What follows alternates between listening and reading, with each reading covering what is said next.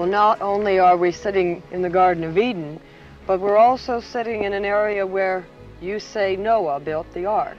Noah built the ark out of gopher wood, which God selected himself for him to build it out of. Is this the only place that you know of? This is the only place on this earth where it has ever grown. People are starting to wake up to the truth. You want to know where he's talking about? Keep watching.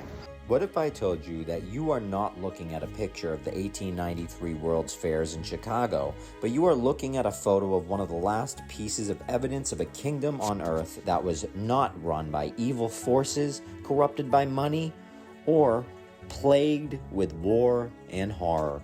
You are witnessing 600 acres of impossible architecture, buildings made of granite and marble, statues that towered over people, and even a Ferris wheel that held over 2,000 people per ride.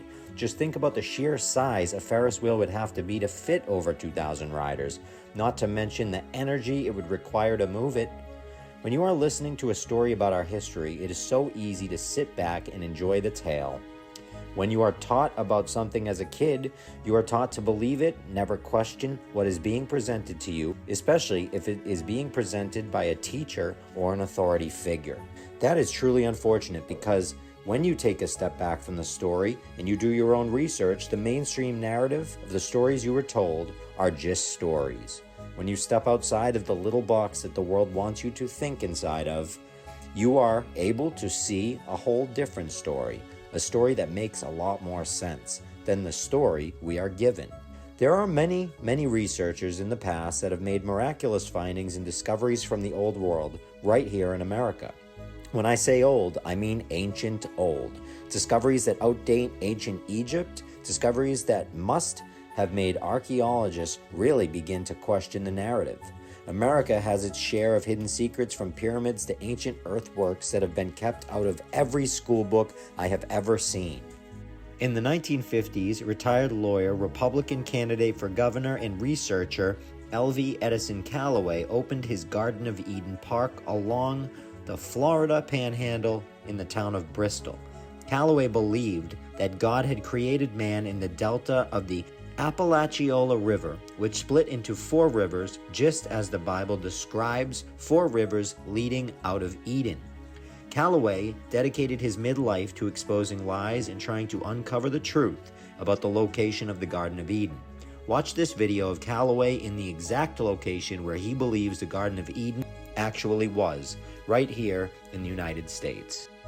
Well, now, according to the Bible, the Garden of Eden must have trees pleasant to the sight, and it must have gold and onyx stone and a river of 4 heads. Is this one of the rivers? This is the Pison River, which is mentioned in the 2nd chapter of Genesis, when it says, a river went out of Eden to water the garden and parted and became into 4 heads. The tree life from Chattahoochee to Bristol is the largest of any other area in the world. The Bible names 28 trees.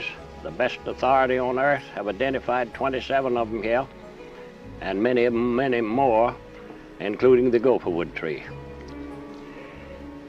The Bible names those 4 river heads as the Pison, the Gihon or Gihon, the Hiddekel, and the Euphrates.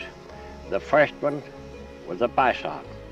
The Bible says that is it that compasseth the land of Havilah, which was North Florida before the flood, where there is gold, and the gold of that land is G-O-O-D. The Bible used that adjective to describe the North Florida gold to further tie down the exact location of the Garden of Eden.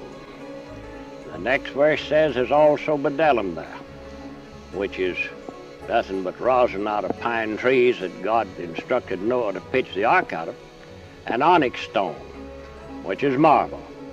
And North Georgia, right where this great river has its source, is one of the largest marble areas in the world. The Tate Marble Quarry and Company there at Tate, Georgia, is one of the largest.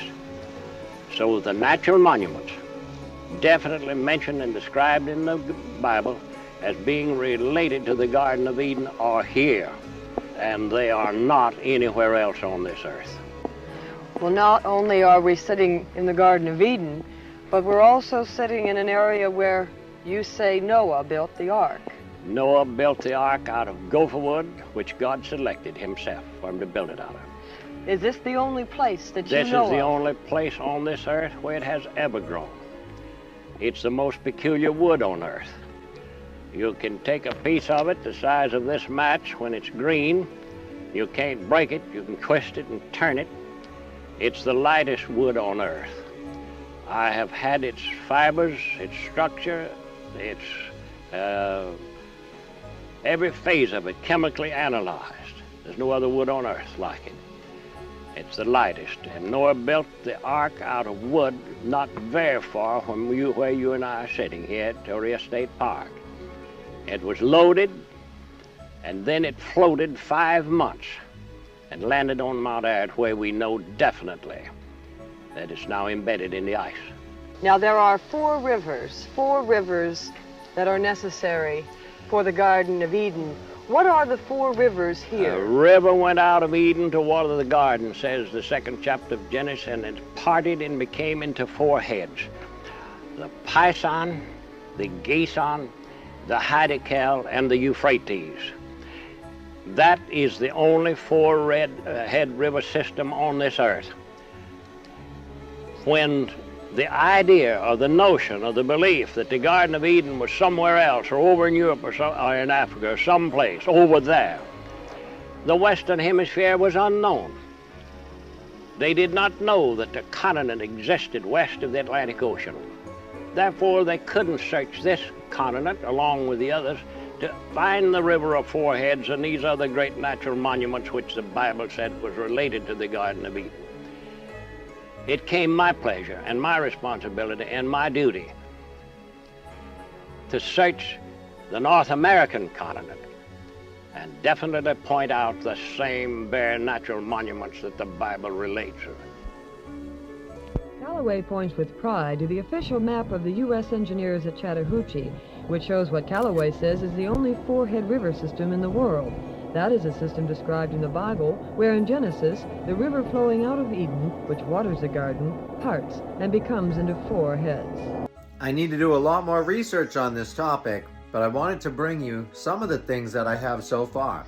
So what do you think? Is the Garden of Eden in America? Or where is it?